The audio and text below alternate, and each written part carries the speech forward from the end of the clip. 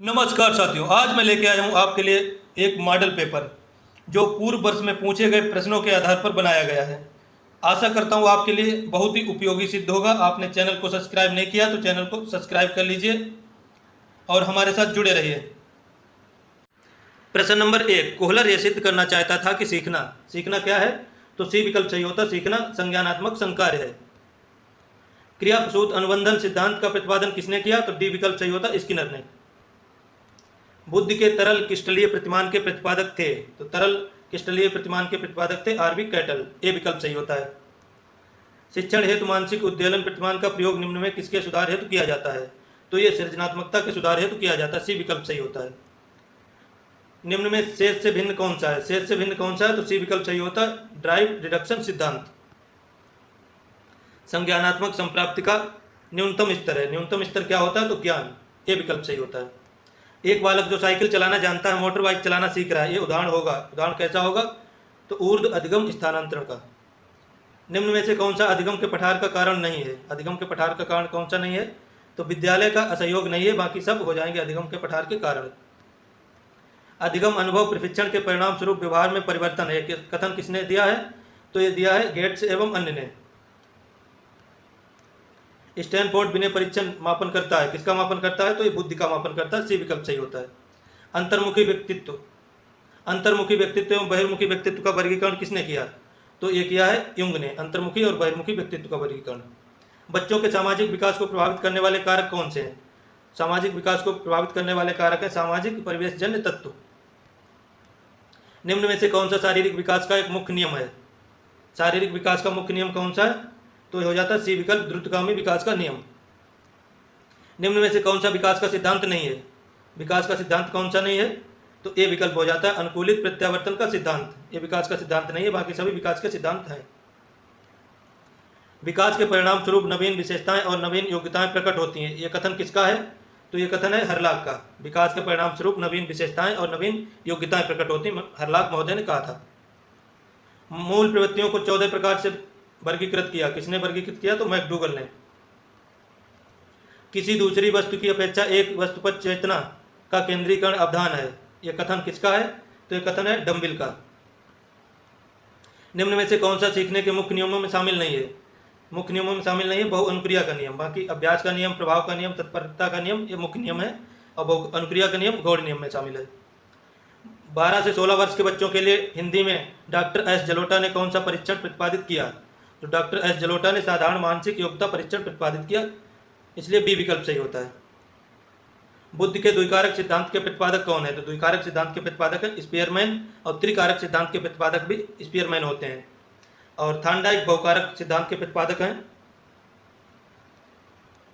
सूक्ष्म शिक्षण के भारतीय प्रतिमान में कुल कितना समय लगता है? तो कुल कितना समय लगता है? 36 मिनट। 6 मिनट, 6 मिनट, फिर 12 मिनट, फिर 6 मिनट, फिर 6 मिनट, यानी 5 चरण होते हैं। 6, 6, 12, 6, 6। सीखने का सिद्धांत जो पूर्ण रूप से केवल अवलोकनीय व्यवहार पर आधारित है, सीखने के किस सिद्धांत से संबंधित है? तो ये व्यवहारवादी सिद्धांत से संबंधित है। सी विकल्प सही होता है। निम्नलिखित में से कौन सा अधिगम की एक विशेषता नहीं है? अधिगम की विशेषता कौन सी नहीं है? तो ए वाला सही होता है। अधिगम का अवलोकन प्रत्यक्ष रूप से किया जा सकता है, ये सही नहीं है। प्रत्यक्ष रूप से अधिगम का अवलोकन नहीं किया जा सकता, बाकी सभी सही है।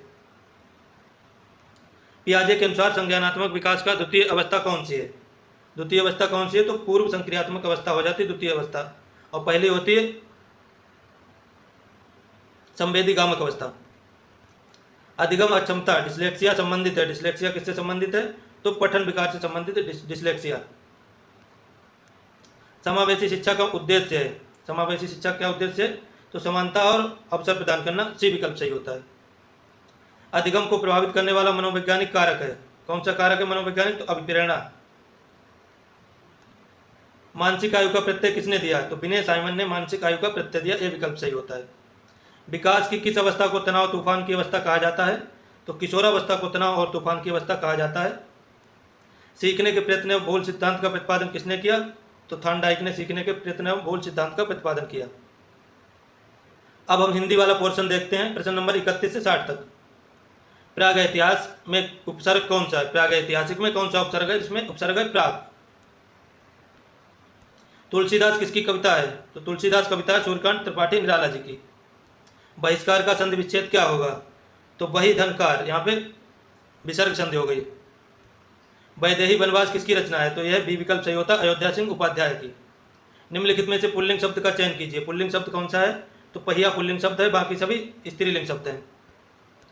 हिंदी वर्णमाला में ज्ञा क्या है? तो ज्ञा है एक संयुक्त व्यंजन। पवन का संधि विच्छेद क्या होगा? पवन का संधि विच्छेद होगा पो प्लस अन बराबर पवन। अर्वाचीन शब्द का विलोम क्या है? तो अर्वाचीन शब्द का विलोम है प्राचीन, बी विकल्प सही होता है। आंख की किरकिरी होना का मतलब क्या होता है? तो अप्रिय लगना, ए विकल्प सही होता है। सूर्य का पर्यायवाची शब्द नहीं है। दिनकर सूर्य का पर्यायवाची है, भास्कर भी है, रवि भी है, यामिनी नहीं है, तो डी विकल्प सही होता है, यामिनी। खेत का तत्सम रूप क्या है? तो खेत का तत्सम रूप है क्षेत्र, बी विकल्प सही होता है। शुद्ध वर्तनी का चयन कीजिए। शुद्ध वर्तनी किसमें है? तो बी वाला सही है, अनुगृहीत। अनु गांव में री की मात्रा ही होता है, अनुगृहीत, ये शुद्ध है। वाक्य में जहाँ थोड़ा रुकना हो वहाँ किस चिन्ह का प्रयोग करते हैं? तो जहाँ थोड़ा रुकना हो वहाँ पे अल्पविराम का प्रयोग करते हैं। दोहा के प्रथम और तृतीय चरण में कितनी मात्राएं होती हैं? तो दोहा के पहले और तीसरे में 13-13 मात्राएं होती हैं, और दूसरे और चौथे में होती हैं 11-11 मात्राएं। तरन तनुजा तट तमाल तर वर बहुछाय में कौन सा अलंकार है? तो इसमें अनुप्रास अलंकार है, तावर्ण की आवृत्ति बार बार हुई है। बीजक किसकी रचनाओं का संग्रह है? तो बीजक कबीर दास जी की रचनाओं का संग्रह है, सी विकल्प सही होता है। गंगा कौन सी संज्ञा है? गंगा ये व्यक्तिवाचक संज्ञा है। नीला शब्द में कौन सा विशेषण है? नीला शब्द में कौन सा विशेषण है? तो गुणवाचक विशेषण है नीला में। अत्यधिक में कौन सा उपसर्ग है? अत्यधिक में कौन सा उपसर्ग है? तो इसमें अति, बी विकल्प सही है। पठित में कौन सा प्रत्यय? पठित, पठित में इत प्रत्यय है। लंबोदर में कौन सा समास है? लंबोदर में बहुब्रीहि समास है।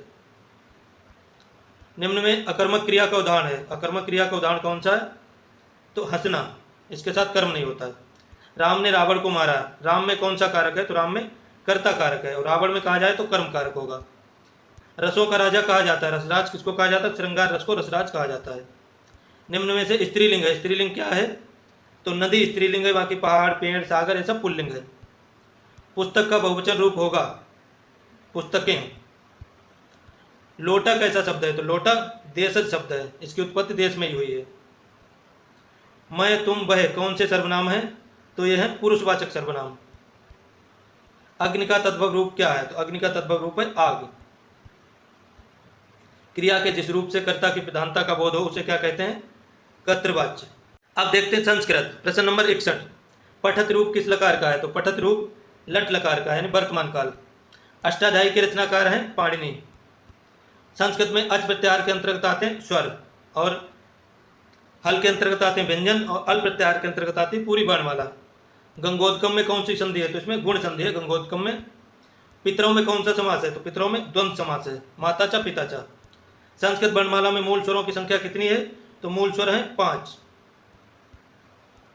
सह साकम सार्धम शब्दों के योग में कौन सी विभक्ति होती है?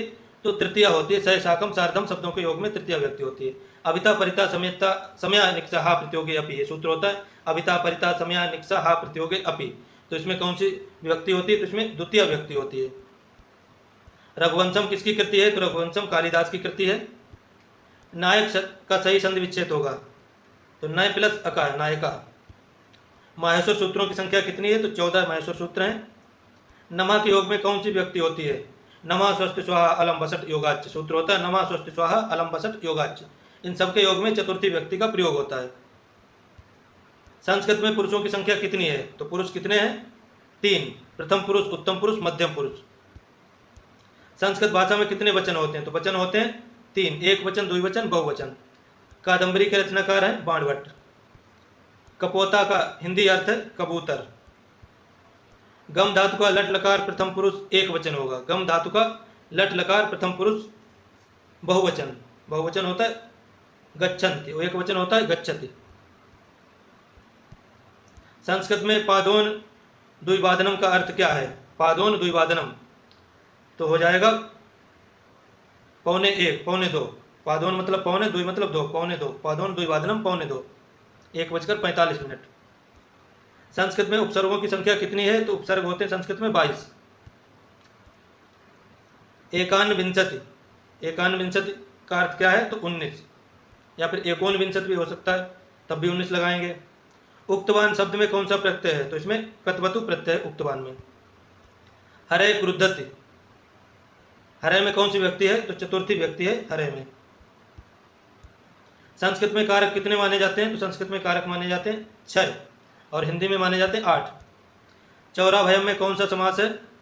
तो इसमें पंचमी तत्पुरुष समास है चौराभयम। इत्यम भूत लक्षणे सूत्र किस व्यक्ति का विधायक है? तो तृतीया का विधायक है इत्यम भूत लक्षणे। शिशुपाल वधम महाकाव्य के रचयिता कौन है? तो महाकवि माघ है शिशुपाल वधम के रचयिता।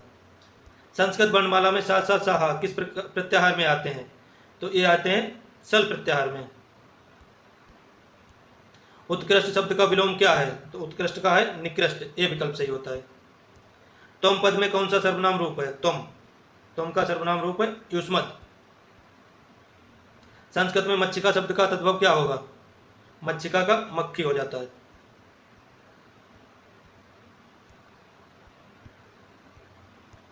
मच्छिका का तद्भव रूप मक्खी।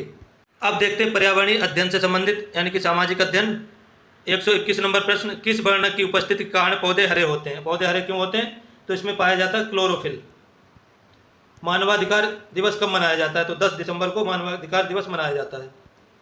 भारतीय संविधान के किस अनुच्छेद में मौलिक कर्तव्यों की चर्चा की गई है? तो अनुच्छेद 51A में मौलिक कर्तव्य हैं। विश्व पर्यावरण दिवस मनाया जाता है 5 जून को। एम.एस. स्वामीनाथन थे, कौन थे? ये कृषि वैज्ञानिक थे एम.एस. स्वामीनाथन। इनका संबंध हरित क्रांति से है। Wild life institute of India कहाँ स्थित है? तो ये स्थित है देहरादून में। प्रकाश संश्लेषण के दौरान पादप में से किसे सोख लेते हैं? पादप किसको सोखते हैं? तो कार्बन डाइऑक्साइड को सोखते हैं पादप और ऑक्सीजन को मुक्त करते हैं। अपशिष्ट उत्पादों को खाने वाले जीवों को क्या कहा जाता है? तो मृतक बच्ची कहा जाता है इनको। तप्त भौम जल से किस प्रकार की ऊर्जा प्राप्त होती है? तो इससे भूतापीय ऊर्जा प्राप्त होती है। 16 घास स्थल कहाँ पाए जाते हैं? तो ये पश्चिमी घाट में पाए जाते हैं 16 घास स्थल। भारत में पेलिकन पक्षी कहाँ प्रजनन करते हैं? तो नेल्लापट्टू, कोल्लावरेलेरू, कुंथनकुलम, ये हर जगह प्रजनन करते हैं। उपयुक्त सभी हो जाएगा। मीनामाता कौन सा? मीनामाता रोग ऐसी मछली खाने से होता है जिसमें अधिक मात्रा होती है पारा यानी कि मरकरी की। ओजोन परत का अधिकतम ह्रास कहाँ पर हुआ है? तो ये दक्षिणी ध्रुव अंटार्कटिका पर हुआ है। निम्न में से कौन सा भारत का प्रथम न्यायाधीश था? तो भारत के प्रथम न्यायाधीश थे हीरालाल जे कानिया। रेड डेटा बुक का संबंध किससे है? तो विलुप्त के करीब जीवों से है और रेड डेटा बुक के पेज का कलर होता है पिंक। लोकसभा और राज्यसभा की संयुक्त बैठक किसके द्वारा आयोजित की जाती है? तो राष्ट्रपति के द्वारा आयोजित की जाती है। अनुच्छेद 108 के अंतर्गत इसका प्रावधान है। संविधान के किस भाग में पंचायती राज व्यवस्था है? तो संविधान के भाग 9 में पंचायती राज व्यवस्था का वर्णन है। 74वें संविधान संशोधन का संबंध किससे है? तो शहरी स्थानीय सुशासन से है 74वें संविधान संशोधन का संबंध। किस गैस के कारण वर्षा के पानी में घुलने पर वर्षा का जल अम्लीय हो जाता है? तो सल्फर डाइऑक्साइड वर्षा के पानी में घुल जाती है तो वर्षा का पानी अम्लीय हो जाता है, इमारतों को नुकसान पहुंचाता है। भारतीय संविधान में विधि का शासन विचार कहाँ से लिया गया? तो इंग्लैंड से लिया गया विधि का शासन। लोकसभा के चुनाव हेतु अधिसूचना जारी कौन करता है? तो भारत का निर्वाचन आयोग अधिसूचना जारी करता है लोकसभा के चुनाव हेतु। लोकसभा की कार्यवाही के प्रथम घंटे को क्या कहते हैं? तो प्रथम घंटे को कहते हैं प्रश्नकाल। वर्षा जल संग्रहण रेन वाटर हार्वेस्टिंग क्या है?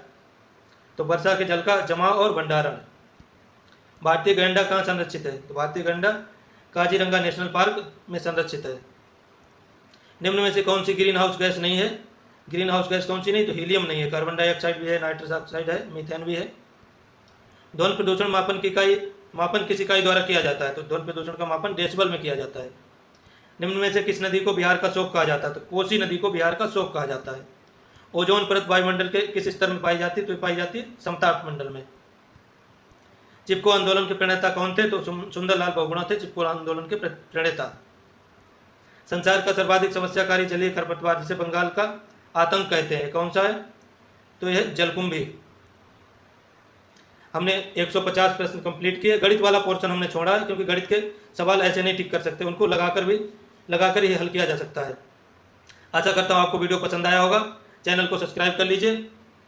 धन्यवाद।